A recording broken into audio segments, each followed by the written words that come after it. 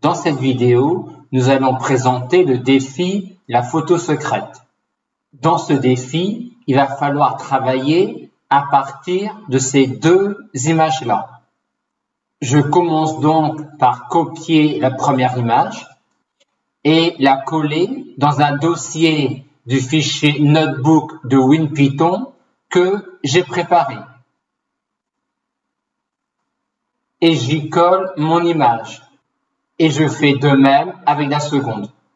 On se retrouve ici dans une feuille Jupyter que j'ai ouverte dans le dossier que j'avais préparé pour y mettre mes deux images. Pour pouvoir travailler sur mes deux images, je vais importer le module image qui est un sous-module du module pin de la librairie Pillow. On va ouvrir le premier fichier image pour pouvoir travailler dessus. Et je vais stocker dans im1 ce premier objet image. Et dans im2, on aura l'objet image correspondant à ce fichier image-là. Grâce à cette instruction-là, on connaît le format de l'image. C'est une image 390 pixels sur 594 pixels.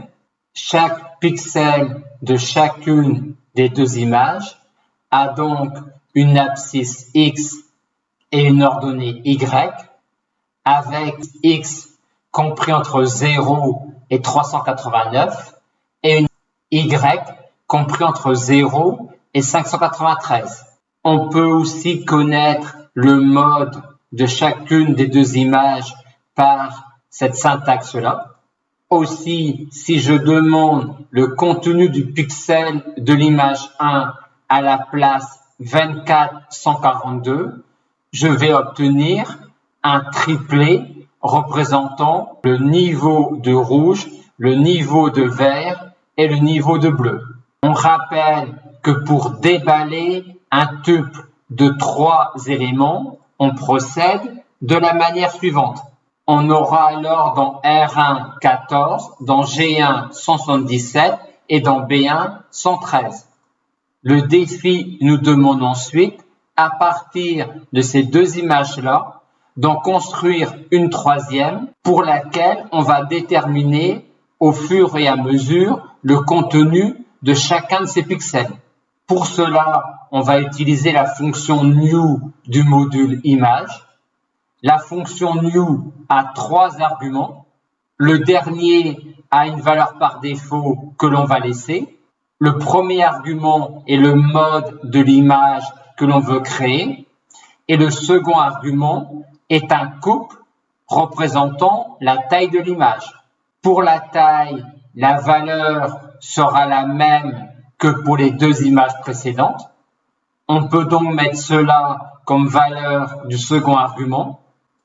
Pour le premier argument, concernant le mode, on souhaite créer, d'après le défi, une image en nuances de gris. Or, si on regarde la documentation sur la librairie Pillow, on voit pour la fonction new que les valeurs de mode sont données ici et que celui qui correspond à une image en nuances de gris est le mode L.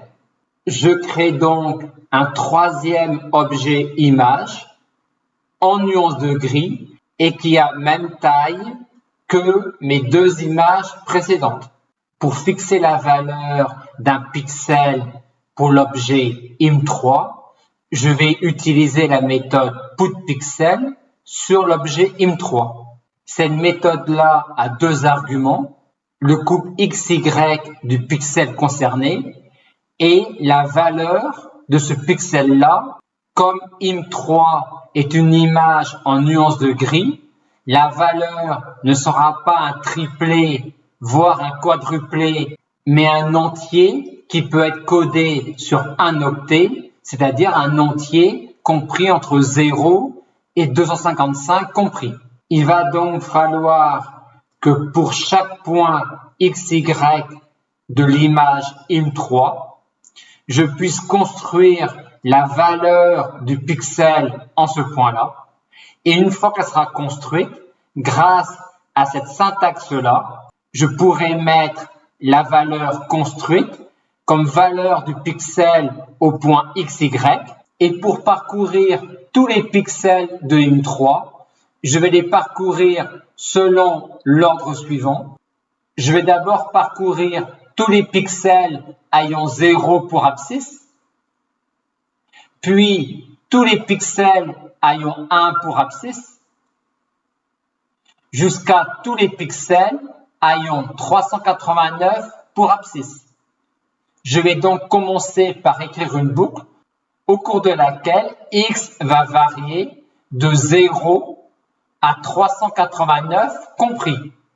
La fonction construction que je vais écrire pour construire mon objet im3 va donc commencer ainsi.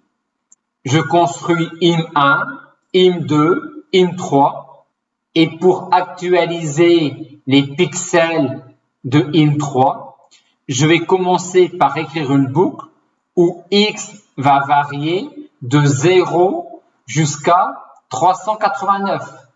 Et pour récupérer cette valeur-là, je vais déballer ce couple-là. Grâce à cette instruction-là, j'aurai alors dans xmax et dans ymax les deux éléments de ce couple-là. Et vu que j'ai besoin d'écrire ça pour récupérer la valeur de xmax, autant alors écrire ici le couple xmax, ymax. Et on a dit ici que j'allais faire varier x de 0 à 389. Et pour cela, dans mon range, je vais donc mettre xmax. Et pour un x donné, que fait-on?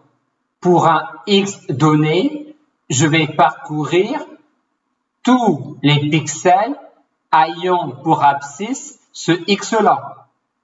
Et pour cela, il faut que je fasse varier y de 0 à 593. Et donc, pour chaque x, je vais faire varier y de 0 à ymax exclu. Arrivé là, je suis donc maintenant en un pixel de coordonnées x, y. Il faut donc maintenant que je calcule la valeur que je vais mettre à ce pixel-là pour im3. Et quand on lit le défi, il faut pour cela commencer par récupérer la valeur des pixels de im1 et de im2 au même endroit. Je vais donc récupérer la valeur du pixel à cette place xy, aussi bien pour im1 que pour im2. Et comme la valeur du pixel est un triplet, je récupère ces trois éléments par une affectation, par unpacking ou déballage. Pour effectuer l'opération XOR entre deux entiers, on utilise cette syntaxe-là.